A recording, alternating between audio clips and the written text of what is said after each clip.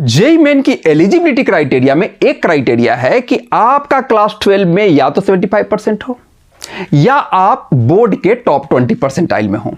तो 75% वाली बात तो समझ में आ जाती है, लेकिन कई बार 20 परसेंटाइल वाली बात कई बच्चों को समझने में दिक्कत आती है। पर है ये बड़े काम की चीज, तो आज हम इसी को समझेंगे। इसे समझने के लिए ना एक इमेजिनरी सिचुएशन लेता हूं। मान लो कि किसी स्टेट बोर्ड में क्लास 12 में टॉपर को भी 74.9% ही मार्क्स आया, यानी उसको भी 75% नहीं आया है, तो उस बोर्ड का कोई भी बच्चा आपको जेईई मेन के लिए एलिजिबल नहीं हुआ। ओके, हालांकि मैंने यहां समझाने के लिए एक एक्सट्रीम केस लिया, एक्सट्रीम सिचुएशन लिया है, पर इन जनरल बात यह है कि स्टेट टू स्टेट ये बोर्ड के मार्किंग पैटर्न डिफर करते हैं। कहीं थोड़ी लेनिएंट चेकिंग होती है, तो कहीं स्ट्रिक्ट चेकिंग हो रही है, कहीं दिल खोल के नंबर दे रहे हैं, तो कहीं मुट्ठी बंद करके कंजूसी से नंबर दे रहे हैं।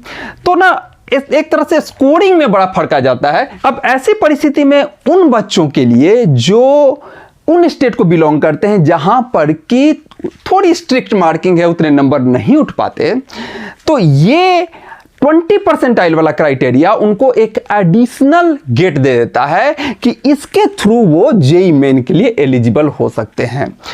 अभी 20 परसेंटाइल का मतलब यह है कि भाई भले ही आपका 75% ना आया हो, लेकिन आप अपने बोर्ड के टॉप 20 परसेंटाइल में हैं कि नहीं।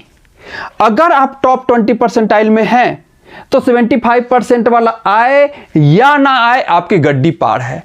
कंडीशन यहां पे है कि या तो 75% हो या अपने बोर्ड के आप टॉप 20 परसेंटाइल में हो। तो देखो, इसको ना एक एग्जाम्पल से समझते हैं। 2020 में, 21 में, 22 में तो कोरोना की वजह से ये कंडीशन हटा दिया गया था।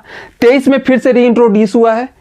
तो हम 19 का डेटा लेकर के समझते हैं कि ये टॉप 20 परसेंटाइल वाला क्राइटेरिया उन स्टेट के बच्चों को कैसे फायदा दे रहा है। वैसे देखा जाए तो बोर्ड में आपको 75% का क्राइटेरिया है, यानी 500 का 75% बन गया 375 मार्क्स। पर अब जरा कुछ उन स्टेट का डेटा मैं ले रहा हूं जहां पर कि नॉर्मली उतनी स्कोरिंग नहीं होती, जैसे बिहार हो गया, आपका यूपी हो गया, आपका महाराष्ट्र हो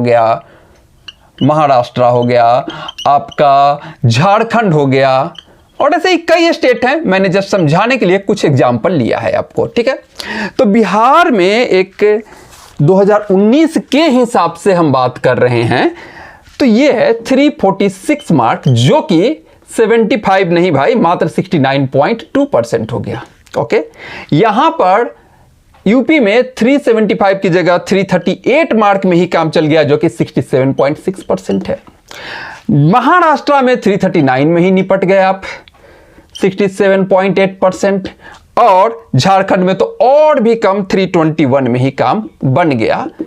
ओके, तो यहां पर इन स्टेट के बच्चों को वाकई में स्कोरिंग यहां कम होती है। तो 75 प्लस के बजाय अगर वो इतने भी नंबर ले आते हैं तो वो टॉप 20 परसेंटाइल के बैरियर को पार कर गए, गड्डी पार हो गई, वो एलिजिबल हो गए।